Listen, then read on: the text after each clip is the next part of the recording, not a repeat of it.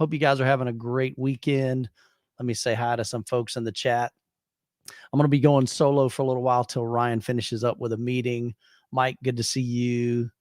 KH. Actually, let me switch back over to this view here. That'd be easier for me to look at the chat.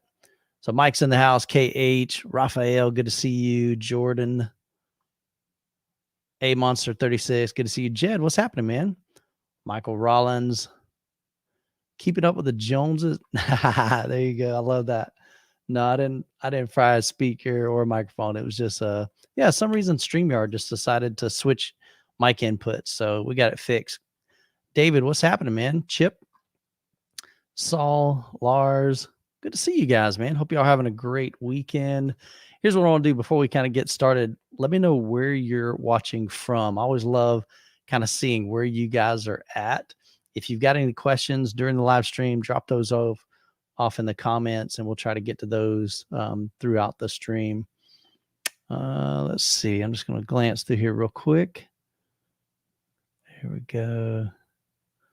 Hey, we got some folks from Australia. Lars, good to see you, man. That's awesome. Super, super cool, man. Everything's good. I'm just going through all the chat here. We got some from the right coast. Oh, yeah. Don's over here in Florida with me. Dude, we're sweating our butts off over here. I don't know if you guys are hot, but it is definitely hot in Florida. Late night chat with Ryan and Michael. Yeah, we're doing it a little bit later tonight. Ryan's just now popping in the chat. Like I said, he had a meeting, so he's about to jump. I'm here now. What's up, brother? We're just getting started, man. I had some audio issues, so. Oh, well. StreamYard decided to switch inputs on me for a while. Oh, yeah. Well, they sneak up on you every once in a while. Yeah, man. I got my hat. I see that, dude. I like it. Here, hang on. Let me blow you up here. Look at that. Dude. Yeah. They're actually nice. They're nice hats. They're not like cheap hats. Cool. They fit. I have a huge head. Yeah. Like a huge head. So I'm like, I think 7 and what am I? 7 3/4. Yeah. And you got the large, extra large hat. Oh yeah. And they're still a little tight until they stretch out. Gotcha. Nope. When I was playing baseball as a kid, nobody ever stole my helmet because it would like just fall off whenever they were running. For sure. But how's everything going? What'd I miss? Oh, we're good. You're literally just getting started. Yeah, man. Oh, perfect. Like I had some issues with the mic, and I'm just saying hi to some folks. And look here, man. We got loyal subscribers literally all over the world. We got some folks from Arkansas, DFW, Georgia, the Netherlands. I love it, Javier. Super cool. We got Oklahoma in the house. We got California. MQ, man. I want to go to Hawaii. We were scheduled to go there this year for our 25th anniversary. What's the temperature in Hawaii right now? I don't know, but I bet it's beautiful. No, so not Jessica, Hawaiian bros. Jessica and I definitely, that's our goal next year. We were going to go over there this year for our 25th, but just with the whole COVID thing and still some areas being shut down over there. So we're hoping next year in June, everything will be kind of pretty much back to normal. So, but yeah, we definitely want to head over there. Got some folks from Florida, Dallas, Arizona, Pennsylvania, Phoenix, Ohio, Australia, dude, all over the place. New Zealand. Awesome, man. This has just been, honestly, man, one of the coolest things for me with my channel has been able to connect with people literally all over the world. One way that we're doing this physically is through things like M-Wave, which we do an event. We just started this past July. Yeah, I just lost my sound. Can you hear me at all? Oh, well, he'll troubleshoot that. I'll just keep talking. But the coolest thing is like being able to connect with people, not only virtually like this, on live streams and through Patreon, but also in person. And I'm so grateful that things are starting to open up now. We had our event in Lawrence, Kansas, just I guess that was 2 months ago now almost. There we go. I'm fixed. That sounds bad, but that's all good. Glad you're good to go there. But yeah, man, so it's just been really cool. And this coming up Friday, Saturday, and Sunday, Ryan and I actually are both going to Audio Device Live up in North Carolina in Raleigh. Yep. So Ryan's going to be part of the Mad VR team. So he's going to be doing. Ryan, tell us a little bit about like what are you going to be doing at Audio Advice Live with Mad VR? So we have a Mad VR in the Sony demo room. So there's a couple demo rooms, like actual theaters that are going to be there. Mm-hmm. And then we are going to be outside of those demo rooms providing people with information and demos on what the Mad VR NB can do. So that's what we're going to be there, because I do work for Mad VR, as well as I'm a custom integrator and dealer and do stuff with Youthman. It's another gig that I do. So I'm going there for that, and Youthman gets to run around and see everything that's going on. I get to run around. I'm gonna be doing some videos, filming, hanging out with you guys. So if you're going to be coming to Audio Advice Live, let us know in the chat. Love to connect with you while we're there. And we got folks in all over Canada, Wichita, Kansas. Jed, what's up, buddy? Hey, I'll be in Wichita at the end of this month. Yeah. Philippines, man. Check that out. Dude, appreciate you being here. BC Rig. Wayne's in Canada. Man, you guys are all over. Sweet. So anyway, just let us know if you got any questions. We're going to go ahead and dive into the topic. I was talking with Ryan, and we may not be on the same page because we didn't have a chance. He was like in the middle of meeting. So I'm trying to kind of interpret what he meant by that. And so we may actually have two topics, or it may tie in what he's talking about. Who knows? Or we may save it for another night. But the topic for tonight, as we start off, before we start taking some of your questions, is, let me find it. Boom. So it's really not so much a question, but how do you avoid damaging your speakers? There are certain things that you can do that you have to just really be careful of in your system, whether you're running a 2-channel setup, whether you're running a home theater. And I'm going to share with you some of my recommendations, because the last thing you want to do is build this beautiful sound system, cranking it up one day, and all of a sudden you see a little smoke coming up from your tweeter, or you start smelling the voice coil of your woofer, and you're like, oh man, that ain't good. Ryan, have you ever fried a speaker? I've never fried a speaker. I've blown cones out. Okay. I've never fried a speaker though. They like too much excursion? Well, like paper cones on old school speakers and stuff, they just blew out. Gotcha. I've done that. I've never I did fry a voice coil, but I think it was a bad batch. So it wasn't me pushing it too hard. It was just a bad batch. Okay. And you don't really need to damage a speaker in order to get undesirable things out of it, right? You can push a speaker too hard, not damage it, but get into distortion. Correct. That's what at the end of the day, what we're trying to avoid is just distortion. Certainly. Definitely want to minimize blowing up a speaker, but getting away from distortion is paramount. So one of the thoughts that I've had, and people have asked me a lot of times on my channels, like, Michael, how much power do I need for my system? And typically, because most speakers are rated, they'll say, okay, they'll handle 150 watts to maybe 250 watts.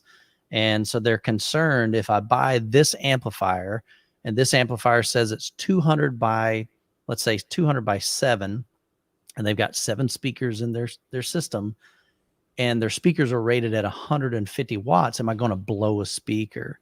And what I always tell people, it's better to have too much power than not enough power. And just you don't have to do this, but to me, I have no problem having twice the amount of power that my speaker's rated to. And the biggest reason is that just gives you a ton of headroom. So when you want to really crank it up, you know that your amplifier has plenty of the power supply to be able to give that speaker all the amplification it needs to reach those levels, without getting into what Ryan's talking about, which is distortion. Of course, if you've ever cranked up your speaker, I know back in the day when I was in high school, I had like this little small system. It's not very capable. We've all been there. Yeah, like one of the little boom boxes, Iowa or something like that, Fisher, and so like you're cranking this thing, parents have gone to work and I've got it jamming and it's not sounding clear. Okay. That's like one of the worst things that you can do for your speakers is feed them distortion. If you get into distortion, you run the risk of banning some people from the chat right now. So that's all good. You got it? Yeah. You got it. Yeah, they're gone. That was funny. See, that was just a smooth transition. That right was there. an awesome. That was a Linus segue right there.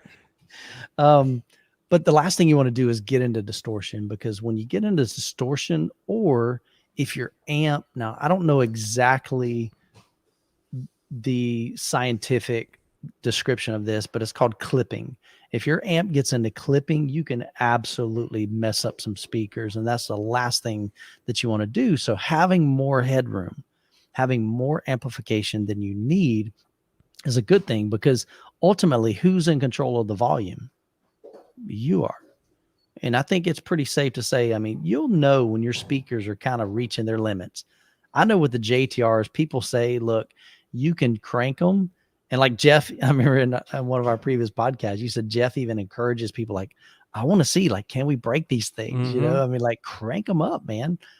I've gotten to the point to where I don't know if I'm nervous for the speaker or if I'm nervous for my room falling apart, but I just know, okay, I get to a point where I'm like, I'm not comfortable going much louder than this. And so I think there's enough intuition that says, hey, look, this is about as far as we need to take it. But if you ever are turning up your receiver, let's say you don't have an external amplifier, and you start increasing the gain, and you're getting, if you've got the volume set to like an absolute scale, like 0 to 100, and you got it like at 80, and you bump it up to 85. And I've heard people tell me, yeah, I can turn my receiver all the way up and it sounds clean. And I call BS on that. There's no way that you can have that thing wide open. That amplifier is giving it everything it's got. It depends on the clean. speakers. I mean, maybe the speakers aren't. Maybe the speakers don't have a THD or a distortion coefficient. I just can't see that. I can't see an AVR. Now, an amplifier, maybe, paired with an AVR, but just the internal AVR, and I guess it depends on how many speakers you're running to, but I would just think that it's gonna give up. So, but definitely, like, you just got to be careful. Like I said, I've never actually blown a speaker. I've never blown a woofer. I've seen some speakers like really be challenged. And there were even a couple times when I was playing a movie, I took my Klipsch RF7s, because they've got a big dual 10s in them. And so I was just curious. I'm like, I wonder what they would do and how they would sound in full range. You hear some guys, they're like, oh man, you ought to run those speakers because they're big woofers on full range. I'm like, okay, let's try it. Well, I was playing, I don't even remember what movie I was watching, like Hulk or something. And whatever scene it was playing some low frequencies. And I'll just be honest with you, they did not handle it very well. And I was like, oh my goodness. And so I backed it way down. And so anytime you start hearing it's just not clean, whether it's the bass frequencies, mid-range, or the highs, you got to back that down, because the last thing you want to do is blow a driver, blow a tweeter.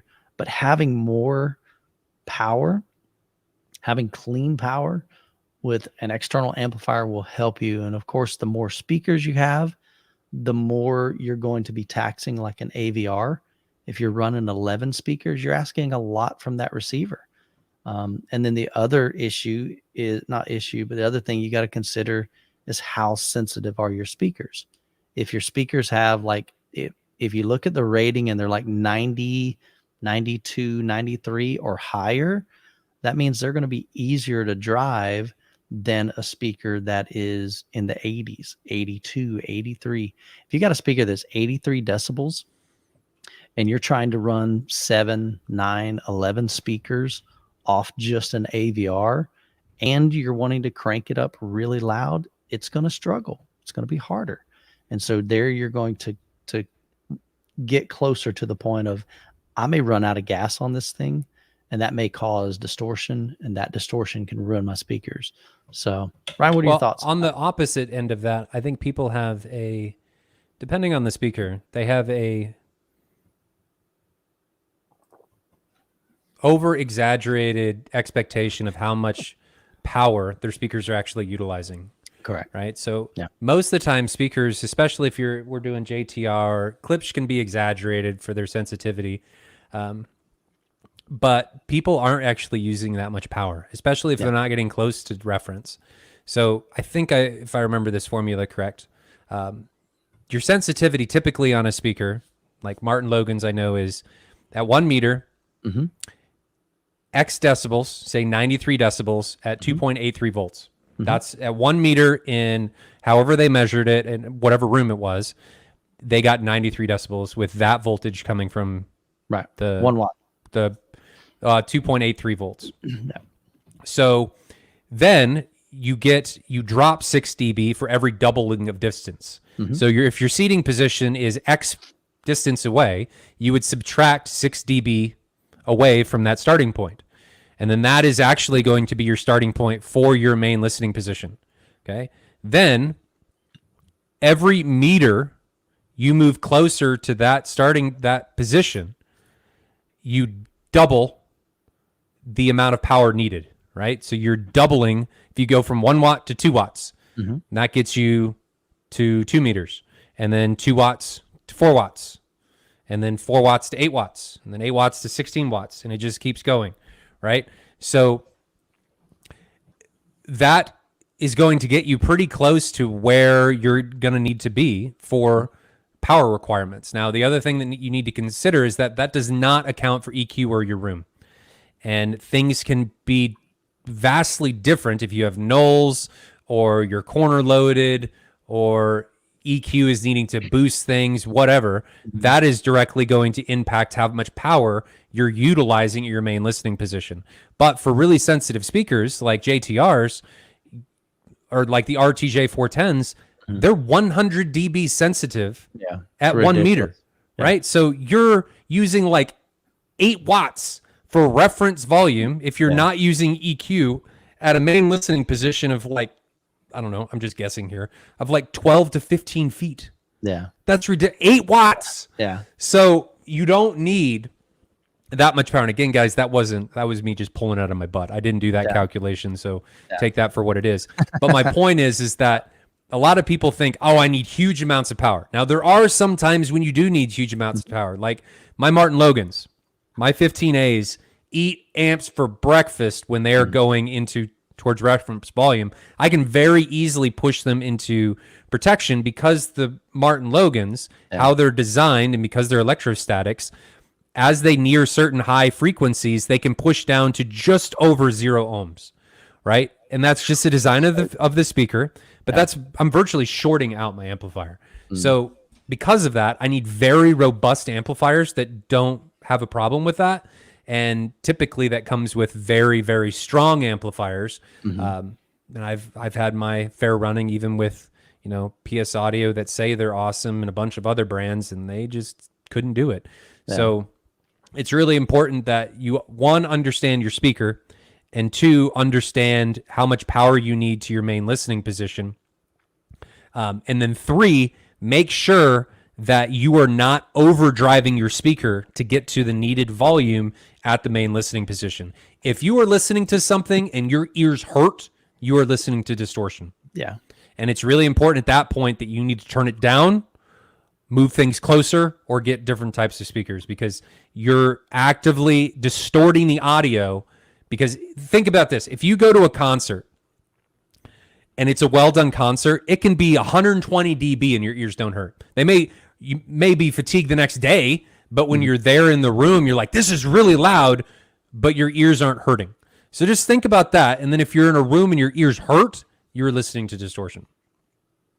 And it's really important at that point to just tone things down, lower the volume. You're driving your speakers into distortion. You need to make some changes if you want to listen that loud. For sure. Somebody asked what amps I use for my 15As. I have QSC CX 1102s, so I can push about 1,700 watts per channel. Plenty of power there. Plenty of juice. Absolutely. Plenty of juice. Let's get some questions. Yeah, I've already started some, so I started some too. Yeah, cool. Let's jump right into it. So Calibre says, my kids listen to Overdriven crappy mix YouTuber audio through my theater system pretty regularly. Could this be harmful? No. Yeah, I don't know. As long as you're not listening into it too loud, all you're doing is the dynamics and stuff are clipped. A lot of music today is clipped at the top and bottom because it's designed to listen on like AirPods or car radios and stuff that can't handle a lot of the high dynamics that really well mastered music has. That's not going to hurt your speakers. If they listen to it loud, the loudness is what'll hurt it. Like SPL and pushing too much power through the speakers. That's what'll get you. But you'd be fine, Caliber.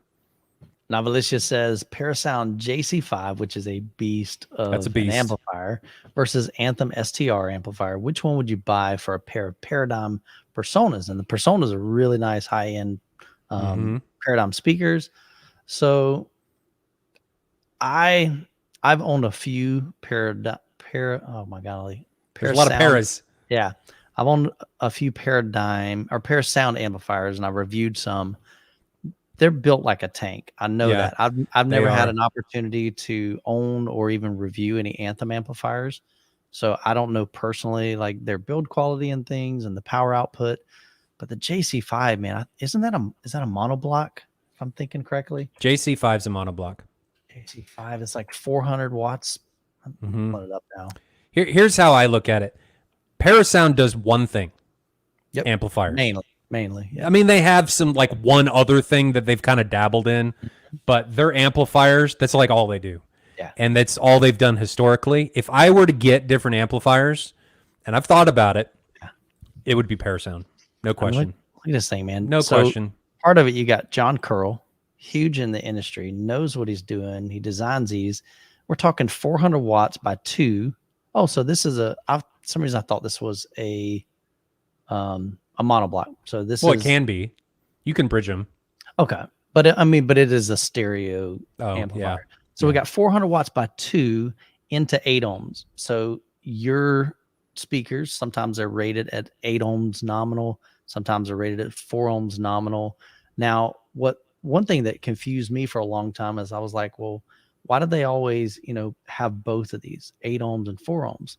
Well, my speakers are 8 ohm nominal. Let's just take my ones in my living room, the Klipsch RF73s.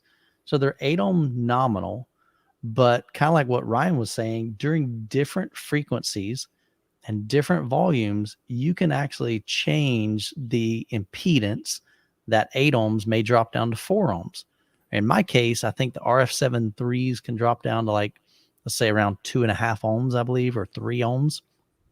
So the more resistance you've got there and the more impedance you've got, the more like power it's going to draw from that amplifier. So this amplifier is capable of sending 400 watts to each speaker.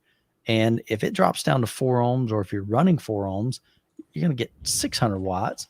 And then, down here, you can bridge it mono, and you're going to get 1200 watts by 1. Well, and this thing is going to be more than capable of doing 2 ohms too. Yeah. It's not, all of Parasound stuff is built like tanks. Yeah. It's not going to have any issue even going down to just over 0 ohms. It's built. Look, we're stable down to 1.5 ohms. Yeah.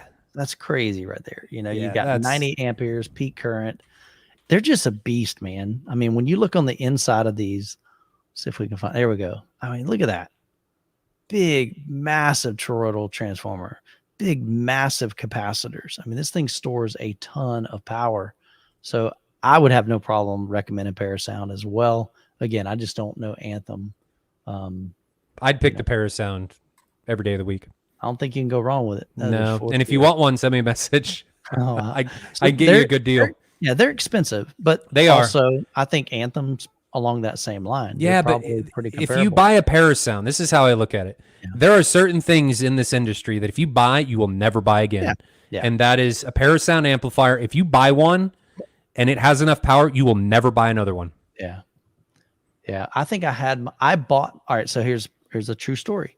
So I was looking at adding a 200, somewhere around 200 by 5. At that time, I only had 5 speakers. This is about 14 years ago. And so I'm looking into amplifiers, and amplifiers are expensive. And I'm going, man, I don't want to spend $2,000-$3,000 on a really high-end amplifier. So I found a guy that had a Parasound, I think it's like an HCA 20 or 22305 or something like that. It's basically 220 watts by 5. And he wanted $750. And that was a lot of money for me, big time. And it was 10 years old. And I'm thinking, holy crap, do I really want to drop $750 on an amplifier that's that old. And so I'm thinking That was a great deal. it was, I mean, it was, but I was like, man, that's a lot of money for a It is. 10-year-old amplifier. But like Ryan's saying, the cool thing about Parasound, these things are built like to last. I mean, you're talking decades. They have, I was talking with some of the guys at Parasound, and they're like, man, we've got guys that are running our amplifiers that are 20 and 30 years old, So, but yeah, I like Parasound. I think they make great products. So let's check out Cruising. Says, what about screwing up your eardrums? Absolutely. Got to be careful of that. Absolutely. And again, your ears will begin to tell you. I mean, when we were at M-Wave, we're over at Ryan's house, and I'm like, I'm just going to step out for a little bit.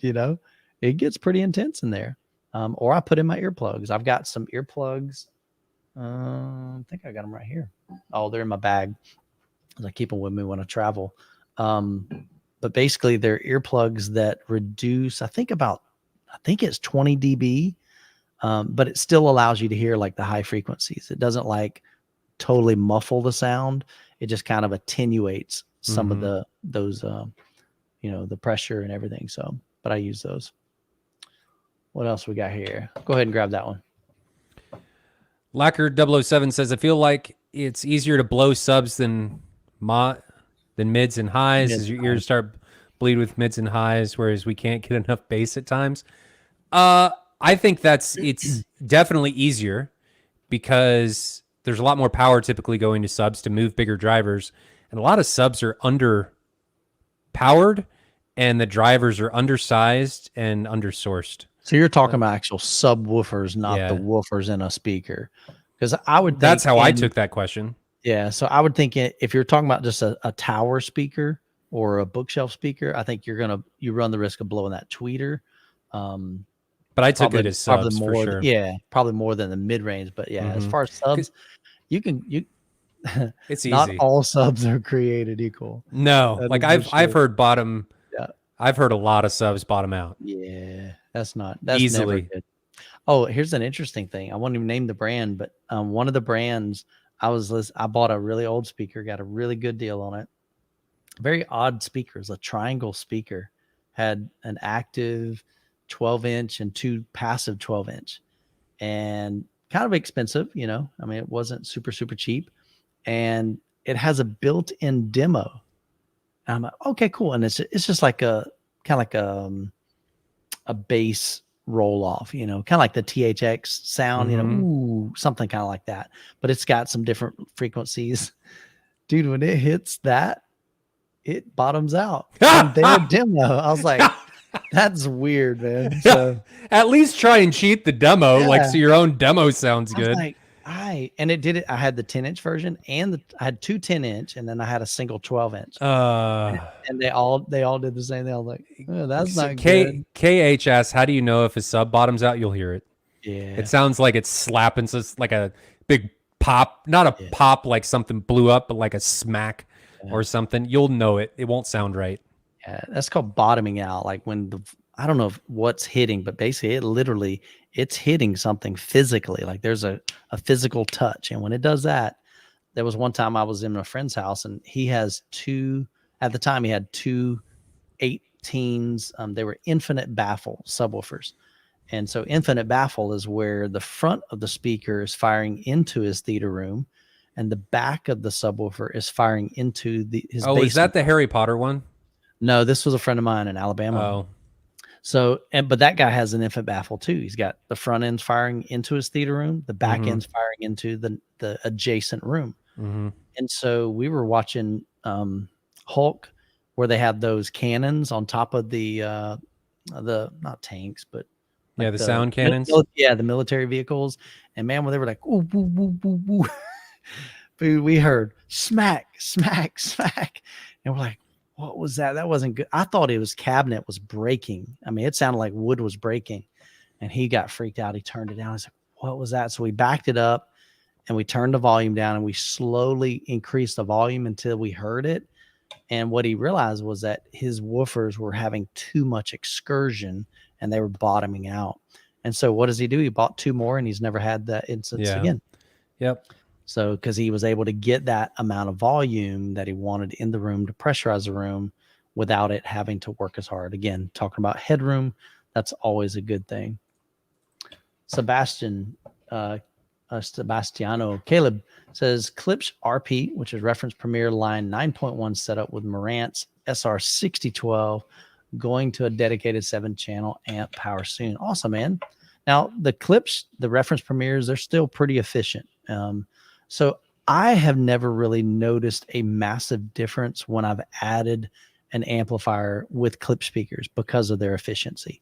I get a little bit better detail. It is overrated, though, just so you know. It's not like, I guess just going into it, don't expect like this to be just this night and day transformation, because it probably isn't. But I'm all for having external power amplification. I think it's great. Again, you're talking headroom. You know, your ears are going to give out long before my amplifier and my speakers do. And I'm okay with that. You know, I don't mind if I'd rather have too much power than not enough power any day of the week. So, but congratulations, man. That's going to be awesome. Mike H, this watt calculation is not for line arrays, right? No. I don't know how that Certain works. speakers are going to behave differently as far as how they drop off. So line arrays and things like the JBL 70J1s drop off at half the rate. So instead of you losing 6, you only lose 3. Typically, it can be a little bit different, but you're exactly right. There is some differences for speakers, like line arrays, that do better at distance, and it can be a bit different. Yeah, I was reading through some of the new comments. All right, so let's pop that one out. Croson, what's up, Paul? Isn't it 4 times the power per 6 dB gain, 2 times for 3 dB gain? So the loss of 60 per meter requires 4 times the power. I'll let you do the math and figure that one out. I'll do that later. Very possibly, Paul. They're very possible. I know that it takes twice the power to gain 3 decibels in volume, and I just know that the further back you are, you start losing that decibel. Yep. So in a nutshell, I think I said it wrong when I said it earlier. It's not 3 meters, it's 3 dBs to get back up. So it's a doubling of power to gain every 3 dB. That's what it is. And then distance has, you calculate that in there as well. Yep. RGA, plus what frequencies do your ears get happiest? Interesting. That's a good 10 question. hertz, 50 hertz, a lot of what ifs and possibilities for whoopsies and nulls.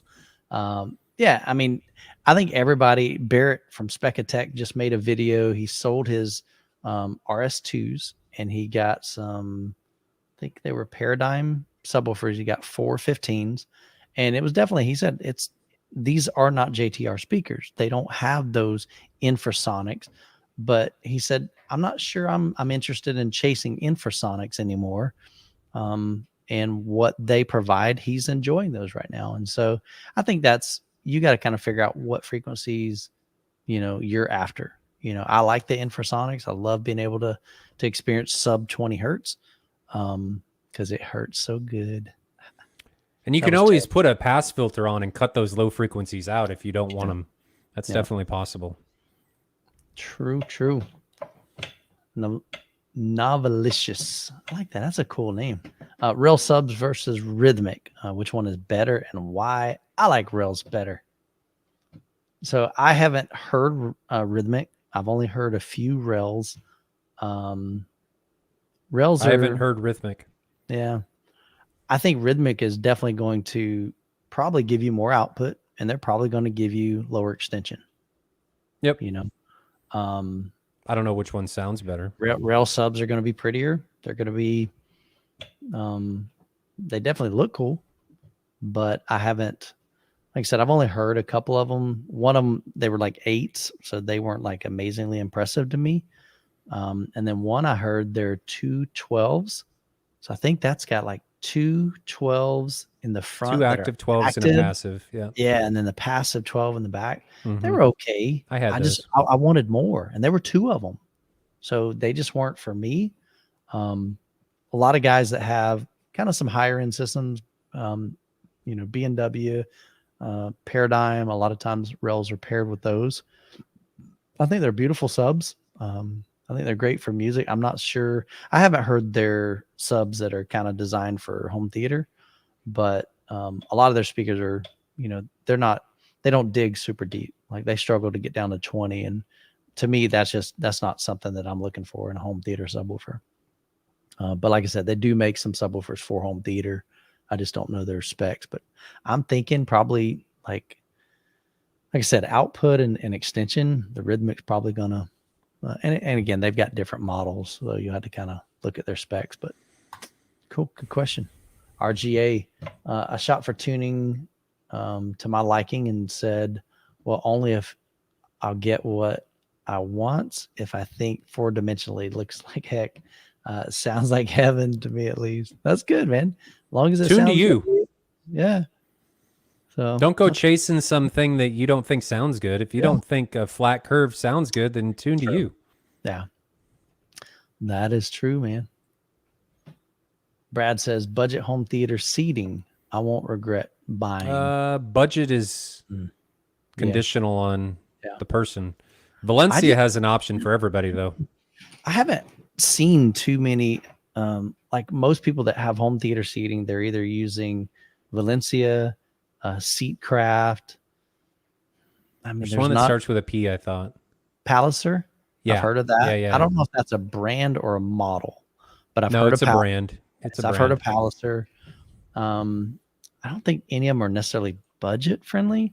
I mean, like if you're looking for $200-300 a chair, no, that I just IKEA? I don't know that they're out there. No, but you can definitely get some more budget friendly options from like Valencia. I mean, Sure. You've got their $2,000 seat or $2,300 seat Tuscany Ultimate XLs, and then they go all the way down to like $1,000 a chair. I mean, they may even go a little bit lower than that. It just depends on what you want. Because they even have some that are lower than the original Tuscany series as well. So, and I don't know what they are, but yeah, they definitely got a lot of different. I may be doing. Speaking of Valencia, I'm working with them. I may be doing a home theater tour that features some of their new. They're called. Is it Naples? Yeah, they're interesting, man. They actually let me pull them up here. It's just kind of interesting. I'm just worried about staining them. Yeah. Valencia theater seating. I'm gonna pull these up. I want you guys to see this, and I want to get your honest opinion. Okay, so this is from the Bespoke series. It's called Naples, but check these out. They're definitely different. And what's kind of cool is I was on YouTube one day, and I saw there's a lady called Supercar Blondie. Well, they sent her a set of these. She's building a home theater, and she's like super huge. I mean, she gets to ride in the Bugattis and just every high-end supercar imaginable. She does a ton of brand deals, but she got a set of these, man. So I'm curious, just what are your thoughts? Are these too bougie for you? Would you rock these in your theater? Those are way too bougie for me. They look kind of cool, but they're definitely They're definitely different. But they have a different style. You know what I mean? I mean, that's too eccentric for me.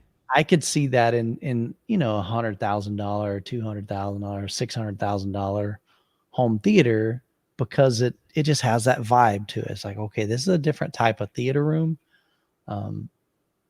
Yeah, I don't see me. And this is like a piano black, like a piano gloss right here on the armrest.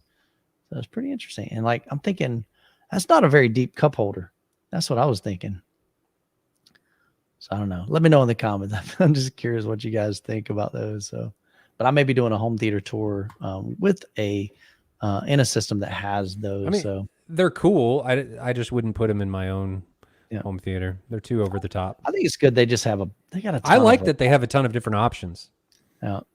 I mean, they keep adding things. I've watched Valencia, like they reached out to me. They were the first, this is kind of interesting. They were the first brand, like real brand, to reach out to me and say, hey, Michael, we love your channel. We love your content. We'd like to see if you'd be interested in reviewing our theater seats. And they were in Canada. And I'm thinking, man, theater seats, I got to pull mine out, put them in the garage, put these in, review them, But then I look back at my theater seats, and my kids used to say, "Dad, your theater seats look sad." Because they were 14 years old, man. So they were like, I didn't realize how bad they looked until they Oh came. man. And then I'm no like, filter on those oh kids. gosh, these do look sad, man. But it's cool. It's been neat really watching Valencia change and evolve and grow as a company and as a brand, offering more options, whether it's like their accessories. I've seen them add a bunch of different accessories over the years. They've added features. They are listening to content creators like myself. They're listening to their customers. They're finding out, what can we do to make our product the very best that we can. And so that's what's pretty exciting to me, is that they're willing to learn and offer things that their customers are looking for. I just got an email from them the other day that said they now are offering heat and massage the chair. They're like, dude, my wife's been asking for those because she freezes all the time, man. Her iron is low, and so she would love those, man. So, Youth Man, if I have trouble hearing vocals, do I need to upgrade a center channel or just the room correction level? That's a great question. Sometimes could be more than that. Yeah, sometimes it can be the room acoustics. So I know in my own room, when I first built my theater room, I didn't have any acoustic treatment. And so I had 2 side walls that were hard. The rear wall was hard. Ceiling was hard. Front wall was a little diffused because I had a cabinet, but there was a lot of hard surface there as well. So you've just got a lot of reflections in the room. And so what it did is, I didn't realize it at the time, but it was muddying up the dialogue because the sound frequencies are bouncing around, and it's not hitting your ears straight from the speaker. You're getting a direct sound, and then a fraction of a second later, you're getting reflected sound, and your brain doesn't know what to do with that information. So when I started adding acoustic treatment, even just to my 2 sidewalls, I added 2 on the right side and 3 on the left. And that made a big difference. And then since then, I've added more to the rear and the ceiling and even more on the sides. So having acoustic treatment, so that would be the first question I'd have for you. Do you have any kind of treatment in your room? If you stand in the middle of your room and you clap one time pretty loud, what do you hear? If you hear a lot of echoing and boing, oing, oing, oing, or bouncing around of sound, I would say that would be, before you spend money buying another center channel, before you do all that, see if you can add some treatments to your room, because I promise you that will clean up dialogue more than anything. Then after you do that, if you've already done that, yes, you may need to look at, some people like they prefer to boost their center channel like by 3 dB. I don't do that. I have them all level matched up front, but sometimes people will do that. So you may want to try that, boost it just a little bit. Definitely your room correction, could change that as far as EQ and stuff. Mm-hmm. But I would say room acoustics first. Boost it up 3 dB if maybe you're having trouble hearing it. And then other than that, I don't know. Ryan, you got any suggestions for that? Positioning can play a big role of that. True. Like if your center channel, if it's a true center channel, isn't angled correctly towards your ears, if it's like firing down or above you, it's going to sound muddy because you're off axis. Dispersion can be wonky. Maybe you've got it sitting on a TV console and it's reflecting immediately off of the TV console if it's not pulled all the way forward. There's a bunch of different things that can cause issues with muddy or distorted center channel audio. It's just really important to try and mess with all of that. Pictures speak 1,000 words, man. If you want to jump in our Discord, do you have a link to that, Michael? Is there a link anywhere? But jump in our Discord and post a picture, ask the guys there, and they'll be much obliged to help you. It could also be that you're running the center channel too hot and you're running into distortion, so it sounds muddied. Yeah, that's great when you mentioned about the direction of your center channel. For a long time, I had like an entertainment center. Now, this is probably 16, 17 years ago, before we even had this house. So we had a regular center, big cabinet, the center channel space was above the TV. And I just I had a big, nice center channel up there, very capable. And I didn't think anything of it. And one day I was sharing pictures online in the Klipsch forum, and a guy recommended, they're like, hey, do you have your center channel angled down towards your listening area? And I went, no. He's like, think about this. Your tweeter, and especially the mid-range, both of those are very, very directional. And so what Ryan is talking about is you're now getting off axis. And so by tilting that speaker down, or if your center channel is low, I've seen people have their center channels below their TV, but it's straight ahead. Oh, yeah, but no. yours is different. Yours is firing up at you, but they have it firing like at their kneecaps. Well, Yeah. it's not going to sound that great. And so definitely if you can angle it down and even use like a laser, you know, Yep. you get a cheap laser for like $5 on Amazon and put it right on top of your center channel speaker. And so you can physically see, like, is this aimed at my ears? And that'll greatly increase the, so hopefully those tips will help you out with your setup, man. Great question. Lip Jam, can amp protection circuits protect speakers from being blown? Sure. Yeah. Which will give first? Now, as far as which will give first, don't know. That's dependent on on the amplifier. Some I know like some subwoofer amplifier, like maybe even JTR, they have like amp protection circuitry in there. And if I don't know if Sock's in the chat, but he could speak to that as far as like what they do. But some of the amps will kind of limit the power output if it figures out, hey, look, this thing is getting sketchy, we're going to back it down. Yeah, really, it just comes down to don't overdrive your amplifier. Just be careful. So one thing that you can do too, that I do in my setup, is inside your AVR or your processor, you typically can set a startup volume. So that way, if you ever turn on your system and like this thing's just like full on and scare the crap out of you, well, that's one way to do that. And so I have mine set to start up at like -25 I think dB. I'm -15. Yeah, you know, so that way it's a very comfortable volume, and I can boost it up from there. So great question. Zombie Russ says, any issues with running 4 ohm and 8 ohm speakers on the same receiver?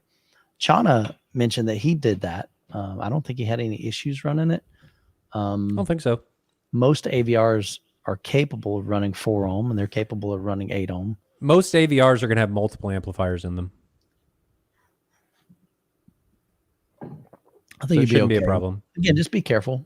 You know, I mean, if you're driving it and the amp isn't shutting down on you, you know, the AVR, then you should be good. It'll let you know if it doesn't like it. It'll shut off again on that amp circuitry. Kyle Teal says, I sat down one day at 92 dB sensitivity on the speaker. You need about 138 plus watts continuous per channel to play 120 dB reference level. Now, 120 dB, I don't think that's reference level. I don't know that there's any standard reference level. Most of us just use 105 peak. Yeah, I'm thinking 120. That's loud, brother. If my math is close, why is 135 watts per channel continuous normal? Yeah, if you're running 120 dB, honestly, Kyle, I would really, really caution you. Be careful on that. 120 dB with your ears is what he means. Sustained listening, man. You're asking for just some trouble there. And once you lose your hearing, man, you don't get it back. So I love it loud, but I don't subject my ears to loud for long. Yeah. But I don't understand what you mean by why is 135 watts per channel RMS normal? I think you're saying like people, like they recommend that, or 100 watts or 130, I'm guessing. But I don't like the speaker recommendation. I don't know. Yeah. I'm not sure. Probably for the, I've never heard 135 watts per channel. Like, I don't know what you're talking about. Yeah. Maybe give us some clarity on that, some additional context. JL380 says, I have 2 PB1000 Pro subs from SVS. I want to further tune them. Can I get away with just buying a UMic 1 and using the built-in DSP along with the SVS app, or do I need a 2x4? Yeah, need is always subjective. SVS app does have built-in PEQ. I think there's 3 PEQs that you can adjust. So there's 3 frequencies. So let's say you have a peak at 50 hertz. Well, you can take one of those PEQs and bring it down. Let's say you got another peak at, 30 hertz. Okay, you can take the second one and bring it down. And if you got a third one, you can adjust that one as well. The problem is if you have more, if you want to fine tune it more, you're going to be limited to those 3 PEQ settings. So with a mini DSP 2x4 HD, you're going to have a lot more flexibility. You can time align. You can, of course, you can EQ. I think, is there 10 bands of EQ? I would imagine so, because it has a better processor. Yeah, I don't remember how many bands, The but there's a 2x4 lot is more. really underpowered. Yeah, I mean, you got underpowered. What do you mean by that? It doesn't have as much processing power as the 2x4 HD, so it Okay, actually okay. runs into some latency issues and I other thought you things. were referring to the 2x4 HD that he was Mm-mm. talking about. So, but yeah, so you're gonna, and when I said 2x4, that's what I'm referring to. Is your HD. It's just going to give you a lot more options and flexibility to tune it. As far as, do you need that? You might not. Use what you. I always tell people, use what you have until it doesn't do what you need, and then get something else. Then buy a Storm. Yeah, you can do that. Just go right to the top. Why not? Man? Go all out. Let's see what else we got. Johnny E, what's up, buddy? Question, Youth Man and Ryan. Always a great show. Keep up the great work. How did the Monolith Amp do at M-Wave? I never heard anything or seen a video. Thanks. I wasn't involved in any of the amplifier shootout. I don't want to say stuck, but I was out in doing the speaker comparison. So I didn't even get a chance to visit the amplifier. Well, the room. amplifier shootout, we were doing the projector comparison during that. But the Monolith stuff, if you're talking about their big boy stuff, is done by ATI. I think actually all their amps are done by ATI. Correct. They're amazing, amazing amplifiers. Yeah. Like if you're in the market for an amplifier like that, I think they would be my second choice to Parasound. Yeah, Johnny, I'm running the Monolith 11X. So I'm getting 200 by 3 to my front soundstage, my left, center, and right, and then 100 watts by 8. Yep. So I'm running my surrounds, side surrounds and rear surrounds. They get 100 watts. And then my 4 Atmos get 100 watts. And it's plenty. They're phenomenal amplifiers. My setup. And when I say second to Parasound, I mean, I'd be happy with either one. Yeah. I've had 0 issues. I mean, all the channels still work. Have I had it 2 years yet? I might have had it 2 years, but yeah, they make like their 7-channel amplifiers, 7 by 200. So you get 200 watts all the way across the board. 7 by 5. They've got those as well. I got to give Ivan his amplifier back. I still have it. Oh, that's hilarious. Do you still got Jeff's RTJs? Next question. All right, here we go. KH says, how do you know if a sub? Okay, we talked about that one. Yeah. All right, Novelicious. Do you find that your Martin Logan 15? Did you answer that one? Can't play certain frequencies. I don't know why they can't play certain songs well, but certain songs are game changers. I don't really notice that they can't do anything well. The only issue that they run into is during the crossover when you move from the electrostatic panel down to the traditional woofer. There's been talk that they don't do that well. I don't have any problem with it. I think they do everything phenomenally well if they're set up right. I mean, the imaging is amazing. I have no issues with them. I don't know anything that doesn't sound good on them. Bass. Okay. They're not JTR, all right? But that's what I'm that's just why kidding. the crossover's there. Dude. I'm just kidding. Just kidding. All right. Cool. All right. So this is a great question. Is bottoming out different than port chuffing? Yes. So you're bottoming out. Remember, we talked about that's a physical part of the woofer that's literally hitting, like it's hitting metal. That's not good. Port chuffing is when you just got too much air to try to escape. Sometimes there's 1 hole, 2 holes, 3 holes, depending on the design of the subwoofer. And if the woofer is producing too much bass, and that air isn't enough, like there's too much velocity, I guess, for the size holes and all that, the mathematics that are involved in that. Ideally, most people try to minimize port chuffing, but man, it's hard not for a ported speaker to chuff at really high volumes and really low frequencies. It's just putting a lot of air out there. Depends on the sub. The 4000s don't at all, but their ports are enormous. Yeah, I know the PB16s, they do. Yeah, but their ports are kind of small. When you play Edge of Tomorrow and you play it pretty loud, it sounds like a fish flopping around. Oh yeah, I mean, it's just not good. I'd rip my room apart before I encountered any chuffing. Yeah. So, but yeah, so those are definitely 2 different things. Good question. Darth Choke. Short story, sitting in Ryan's house, and I thought I was hearing distortion. I asked Youth Man, is that distortion? Michael, nope. That's just the structure of the house, aka breaking apart. Yeah. It was pretty intense, man. It was, yeah. Needless to say, I wasn't giving any demos upstairs on the per listen while you were giving demos downstairs in your theater room. It's not possible. Fun times, man. Chadman PA says, which Inwall LCR speakers would you go with? For about $6,000 budget, my local dealer has Paradigm and B&W. I'm used to a 3.1 setup with bookshelves and center channel, new finished basement. MR, what is that? Media room. Okay, media room and a playroom. I think that's dependent on your setup and what you're doing. My first inclination is going to be per listen, but it's very dependent on what you want. If you send me an email, we can talk about that. But it's speaker choices budget, right? For 6,000. No, for three speakers. Okay, depends on what we're doing. Okay, cool. It's can you put my info up there? Yeah. Cool thing with the per listens is they have their own back box. Yes, they do, and that's going to allow you to get away from a lot of the limitations that you run into with in-wall speakers.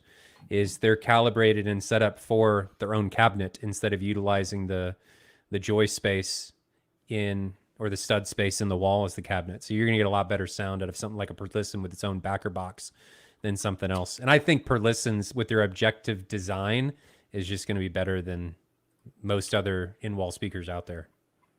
That's interesting. That's my opinion. I thought they would have.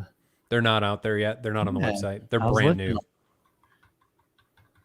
On my I know what it was. So I had a chance to get a per listen insider. So I saw them when they were in their design phase. So I just assumed like, oh man, these things are mainstream. They're already out.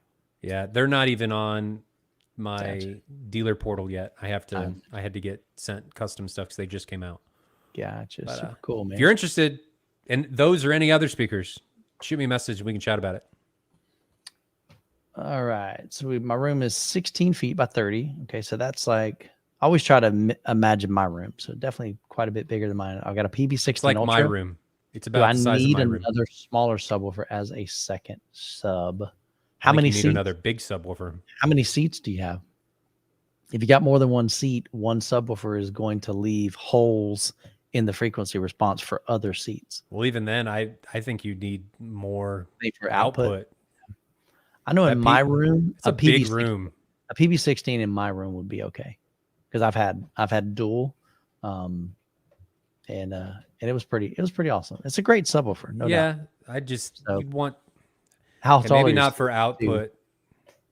Maybe not for output, but for equalizing the frequency response, because you're only going to gain 3 dB by having another one. Correct. So frequency response is huge in a room like that, for sure. Yeah. I'd do another PB16 if you can. I don't know that a smaller sub is really going to do a whole lot. Go big, go home. That's buy one Scarlets, right? Yeah. So Lacquer 007 says, if I have a Marantz processor and want to do direct live, what are my options other than buying another processor? Check out, I don't know what model, but check out Mini DSP. They sell devices that have direct live built into it. Mm-hmm. So I don't know exactly how they interact and where that kind of, if they go in between the processor and the amplifier, I'm assuming. But you probably put them between the processor and the amplifier and just do no room correction on the Marantz and just send it on to you turn Odyssey off. Yeah. But at that point, you're probably better off getting something else, because one that's going to be able to do enough channels. It's going to be very channel dependent and other feature dependent to answer that question, Lacquer. Yeah. So they do sell some multi-channel ones that have direct. So just check their website. I'm just not familiar with the models. So that's the only way that I know that you'd be able to do that. So here's something interesting. Pioneer is sending me one of theirs. Oh, the new Dirac ones? Yeah. So here's the interesting thing though. They said it actually has Dirac and their macaque, whatever it's called, their version, and you can choose whichever one. I'm like, really? That's cool. I was like, that's kind of interesting. I think that'd be kind of cool. So I'm excited to get that in. They said they better send it to you with bass management.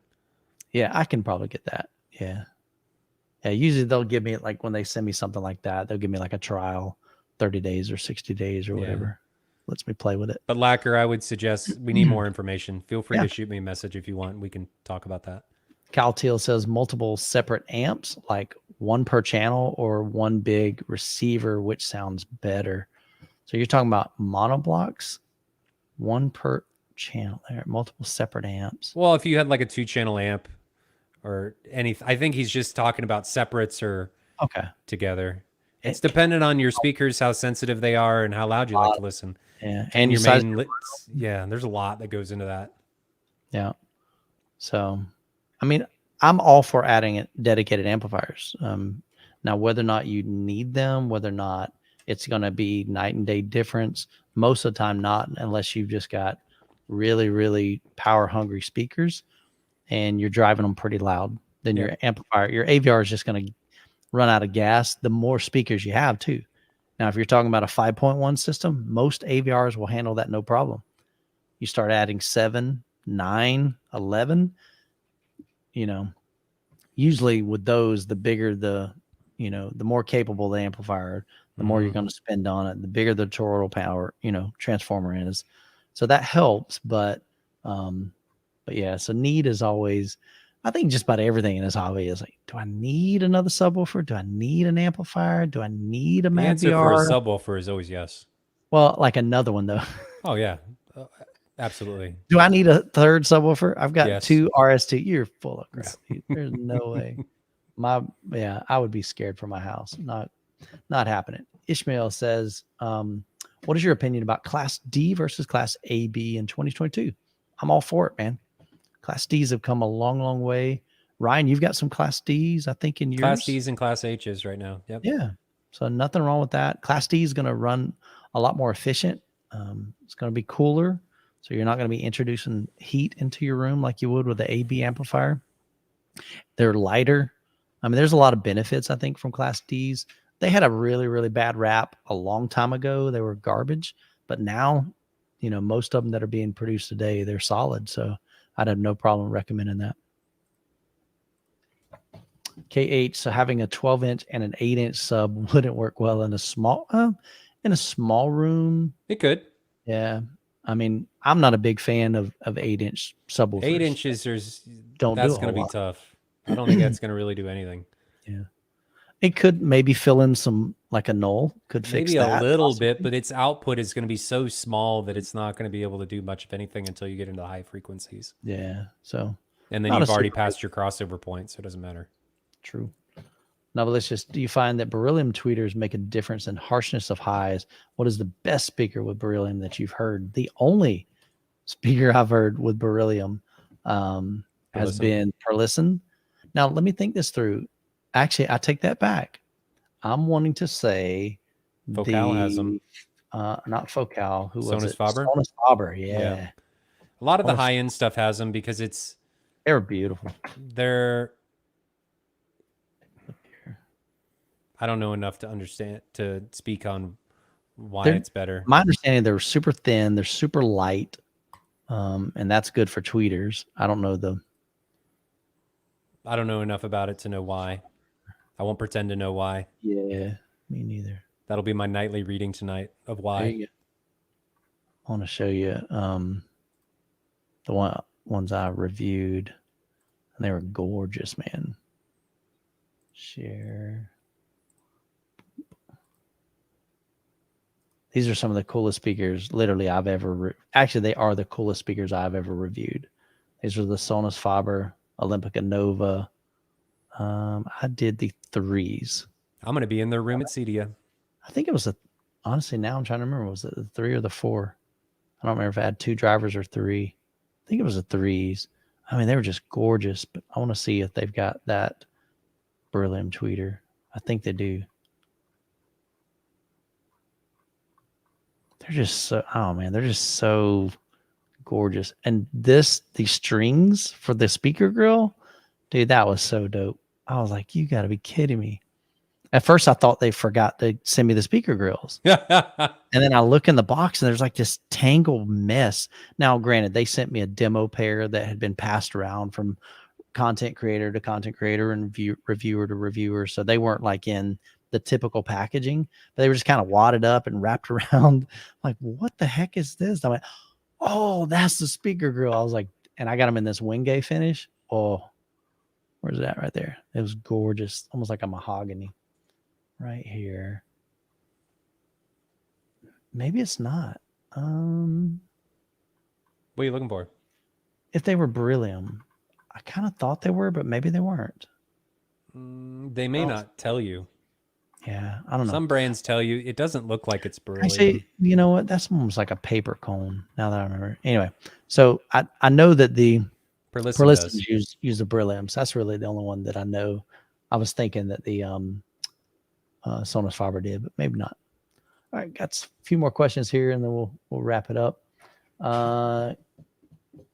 Is it Gannison? Is that how you pronounce it? I've just go with Gan or G. Man, I'm gonna try to hook him up. Gannison. Forgive me if I mess it up. Have any of you two used a bookshelf speaker or speakers as a dedicated center channel? Yeah, I think that can be great, especially if you've got 3 identical speakers. I think you can do that with any speaker. You know, if you've got 3 towers, 3 bookshelf speakers, 3 vertical in-wall speakers.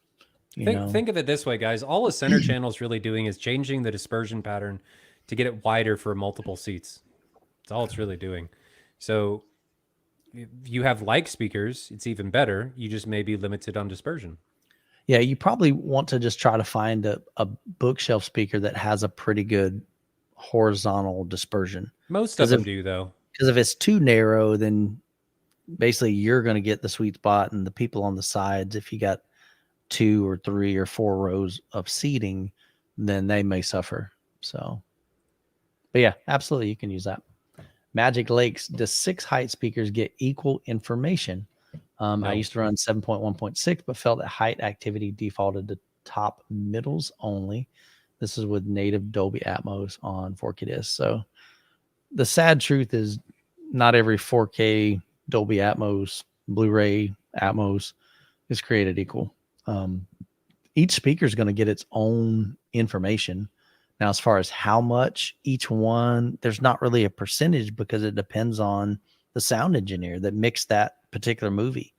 So in that one scene, he may utilize the front heights. Like I'm thinking of A Quiet Place. There's a scene where the creature starts off in the front left Atmos speaker, moves over to the front right Atmos speaker, and then starts walking down the steps. And so then it transitions from your front Atmos speakers down to your front, LCR. So more than likely, for the most part, if you had mids, if you had rears, there may be some ambient music there, but you're not going to hear the creature there because that's not where he's at in the movie. So I think it really just depends on where is the action taking place.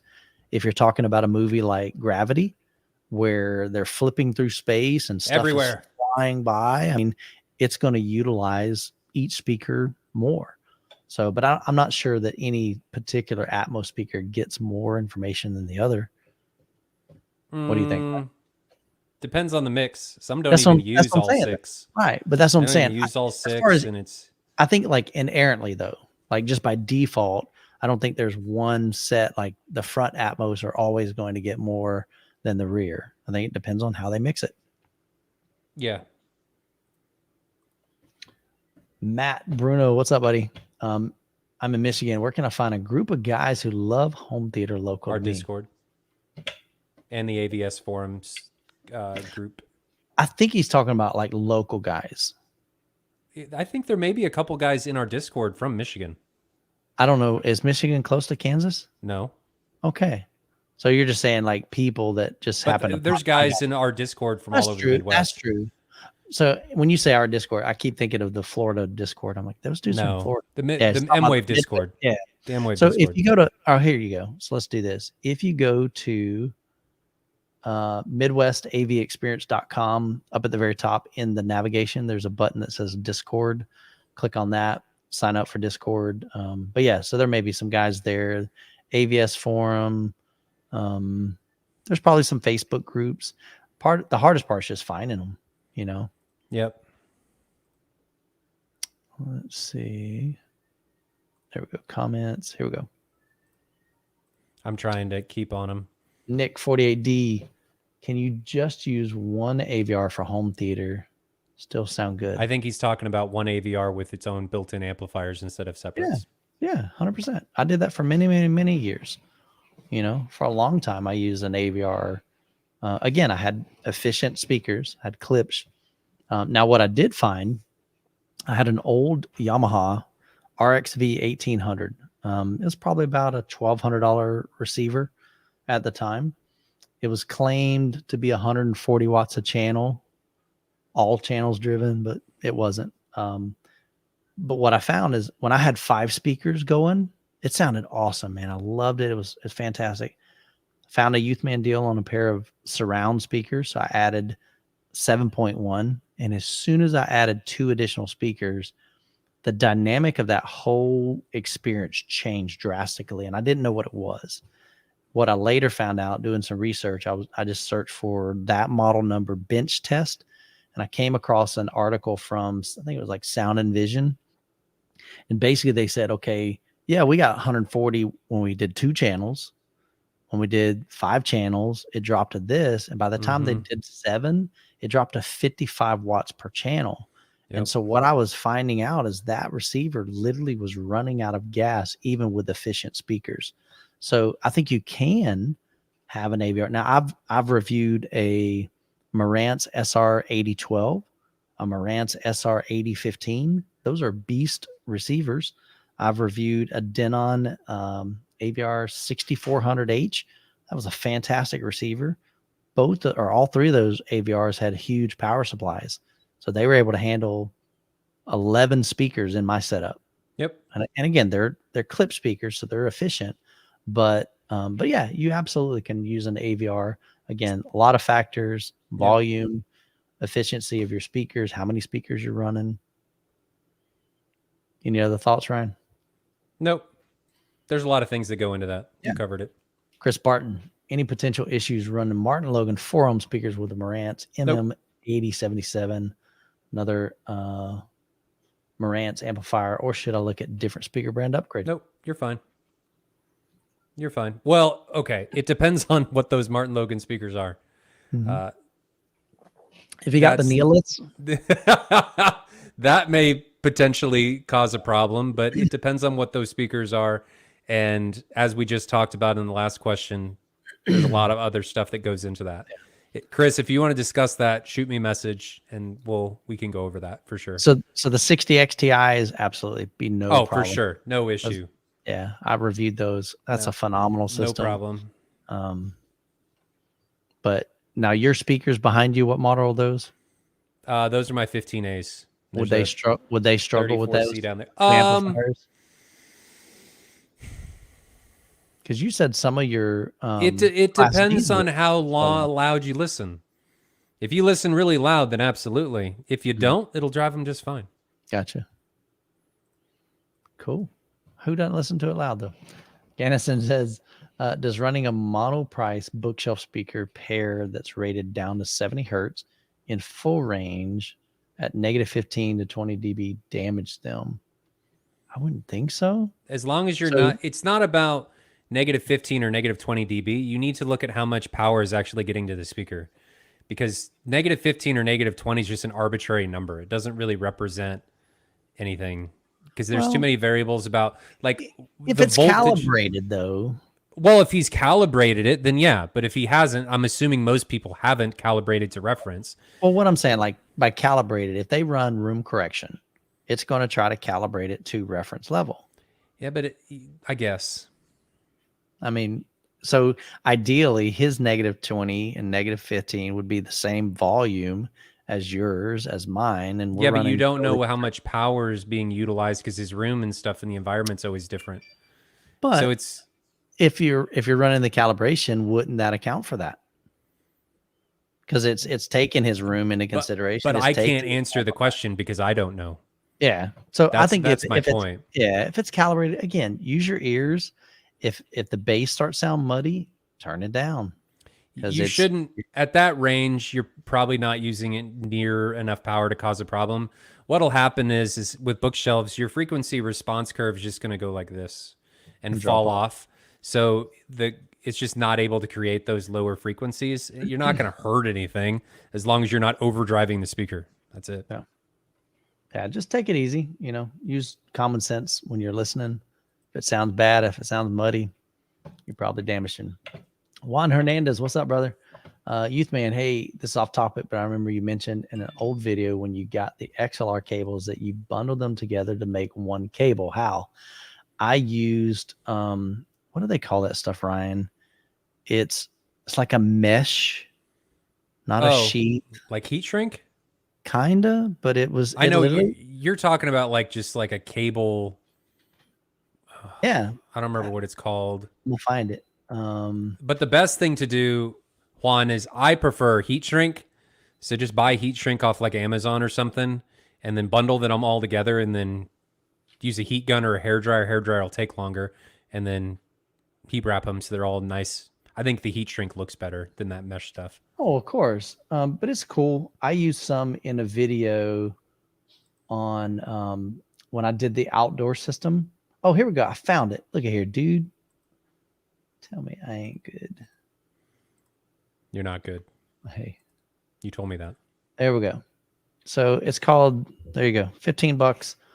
Bought that back in 2020. It's not fancy, but it's about a 1/2 inch. And so this just kind of unwraps and you slide the cables inside. See if we get a little picture. Yeah. So just like that, you cut it to length. So it's pretty slick. So it just kind of kept them. Now what I found out, oh, interesting. So they're actually just kind of burning the ends just to keep it from unraveling, but it's still not like heat shrink, like what Ryan's talking about. That would definitely be a nicer fit. Might get a little weird though, because you got multiple cables and usually they're kind of twisted. So it may look a little. You don't have to heat shrink it all the way down. Okay. Just make it a little bit snug. Mm-hmm. But that's what I use. I'll let you take a screenshot if you're interested in that. Well, here, copy. Here you go. Affiliate link coming in hot. Boom. Make a whole 22 cents off of that sale. But yeah, so that's what I use. I just wanted something a little bit tidy. So yeah, good question, man. Last couple questions here. Lightbringer says, my Polks can go 150 watts with 140 watt per channel amplifier suffice. 140 watts of clean power. Are you talking about like a dedicated amplifier? Are you talking about an AVR? Again, if it's an AVR, if there's a ton of speakers, you got 11 speakers, it might run out of gas. But if you got 140 clean watts going to your Polks, dude, what are the Polks? Remember, guys, you're not necessarily, you're hardly ever going to use your entire power range of what the speakers are rated for. Yeah. So you don't have to buy an amplifier that can do the whole thing. The key is getting an amplifier that has enough power to get the volume you want at your main listening position. That's what's important. So let's just do a hypothetical situation. So see if this kind of makes sense. So I'm gonna pull this up. So we got a pair of Polk speakers. They're pretty budget friendly, I think. No, I don't want to be a part of your. Where's the X? Why not? Oh, there we go. Okay. All right. So these are like $300 speakers, so they're not super expensive. So we scroll down here. You want to look for the specs. So somewhere in here, it'll say maybe. Nope. Really? That is so lame on the Polk website. They should say their sensitivity. That didn't help. That is lame-o. Let's look at, let me just go to, here we go. Crutchfield might have it. Yeah, I was looking to look up like Best Buy or something. Let's do this, Polk Audio. Javier, you're not going to really run into any issues, 4 ohms or 8 ohms. Those are both so common with AVRs, you'll be fine. Yeah. It's more about, again, how much power you can get delivered based on the number of speakers you're running and the distance that the speaker has to go to and what your room's like and EQ's like. That's going to be more important. Okay, here we go. So the hard part with Polk audio speakers is they're not super efficient. Let me remove this. Croson, it sounds like you speak from experience with speakers catching on fire. You probably have. But you're right. They can absolutely handle more and less. Here we go. For short bursts of time.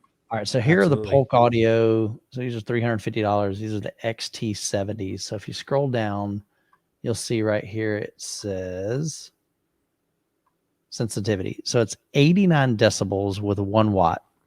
So we talked earlier that you have to double the amplification to gain 3 decibels.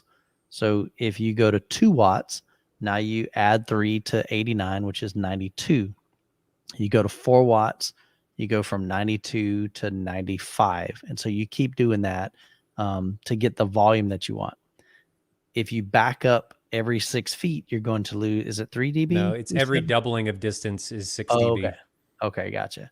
So you start losing. So the further back you sit from your speakers, you're losing that output.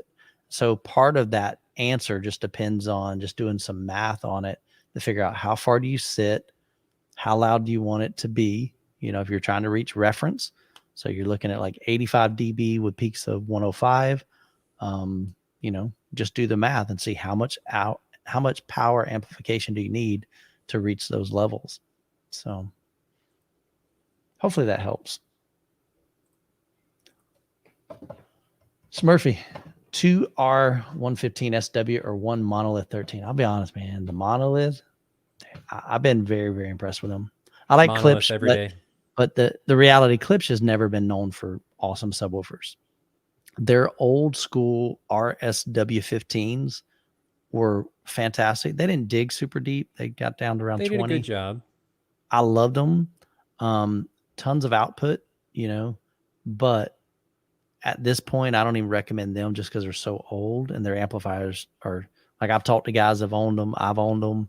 I had 1 out of 4. The amplifier died on it, and it's hard to get them fixed, you know, because they're way, way, way discontinued. So I'd take a Monolith 13 any day. I mean, that's a beast.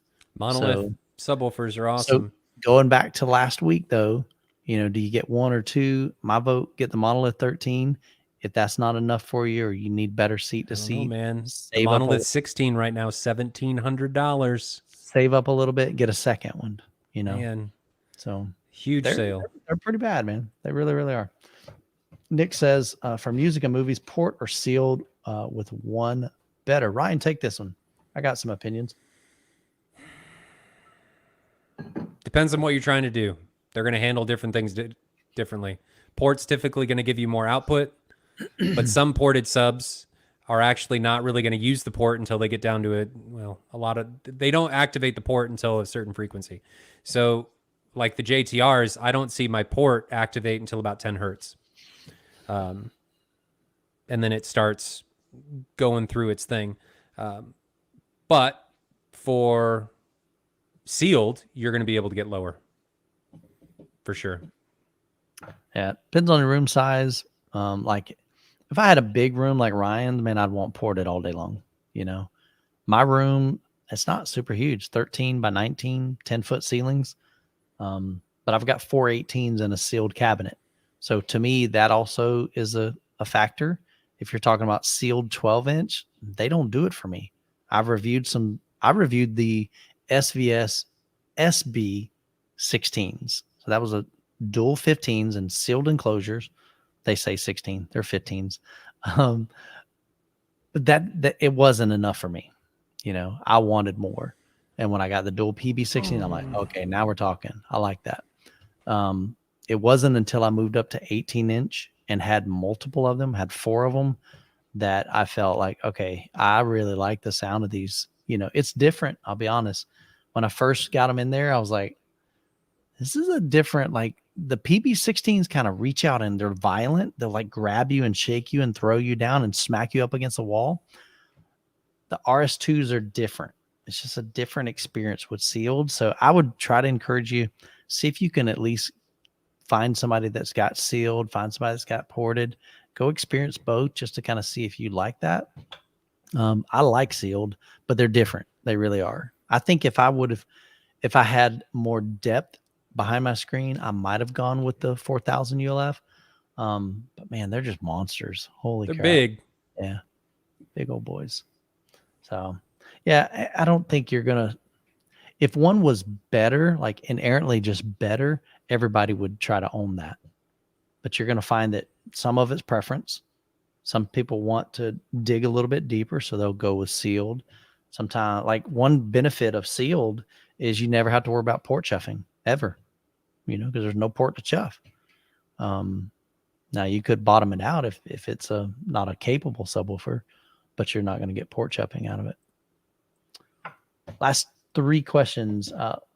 Lacquer 007, Ryan, what lines of audio equipment do you rep? Easiest thing to do is to go to my website, ascendav.net, and then you can see all that there, or just send me a email and we can have a chat. But the main ones are going to be RTJ, Martin Logan, Perlisten, Focal, MadVR. That's not an audio brand, but yeah, Triad. Those are the big ones. I have access to other things, but those are the main ones that I rep directly. Last couple questions here. 2 more. Mike Ortiz, are new AVRs coming out at CEDIA more than likely? I just haven't heard any. I haven't heard anything, and it's not open to the public. Yeah. So, honestly, I kind of think CEDIA is open to the public now. Is it? I didn't think it was. I could be wrong, but let me look. Register now. I thought I saw something that said I'm going this year. I've got a buddy. He's like, hey man, I'll carry your bags. I'll do whatever, man. Just get me in. So I got him in. He's gonna help me out, but he's also provided me free lodging for the week. So I'm like, yeah, dude, you're my camera dude. Oh, that's nice. Attendee. Now he's super cool dude.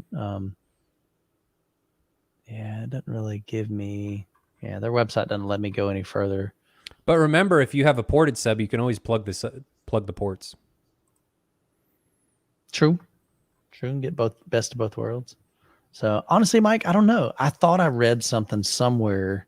Maybe it was an email they sent out, but maybe not. I mean, typically it's CEDIA is for, brands to connect with distributors and to demo and to kind of announce these new products that they've got coming out. So somebody like Ryan, who is a dealer for these places, he may go and kind of check it out and see what, but typically they're in the know anyway, because they're going to give them a heads up. Hey, we've got this new gear that we're going to be launching.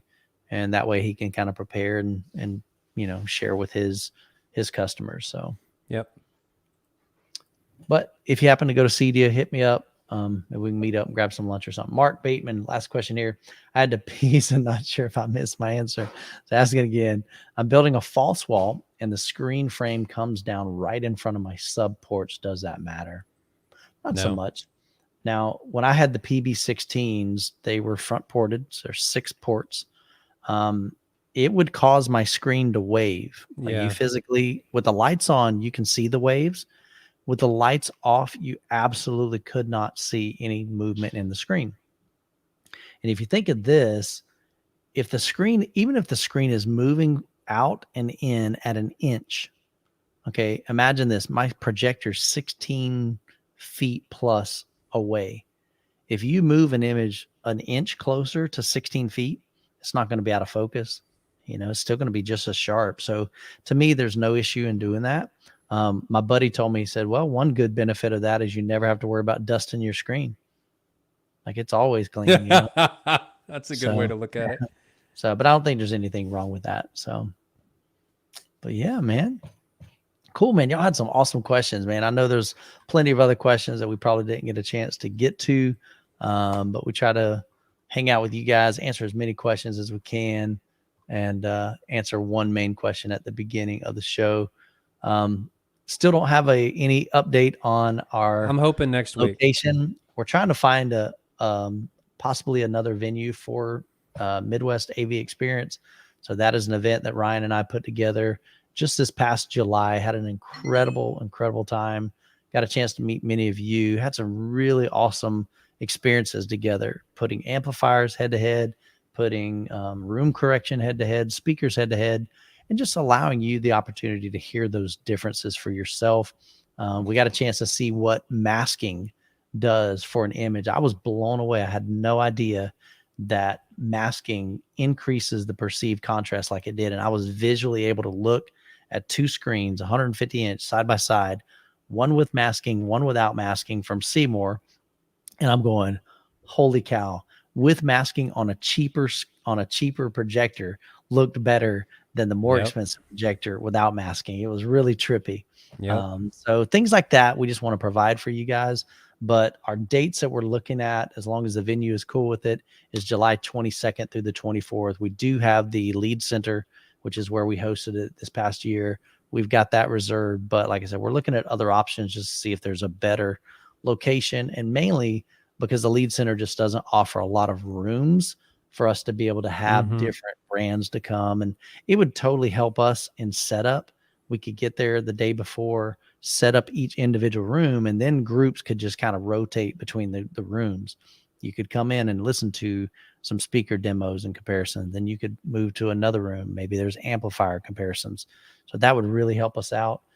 So we're just working through, of those logistics. You should send a message to the community college and see if we can at least get some of the rooms. Okay. Like if they'll give us like 6. Okay. Instead of saying that we can get all of them, because that was the best place. Okay. And if we can say, hey, if we can get X amount locked in, we'll do it. Okay. Let's try that. Let's see if they'll do that. How many you think we would feasibly need? If we could get 6 to 8. 6 to 8. Okay. Maybe more than what we had at the Lead Center. Oh yeah. We got 3 maybe.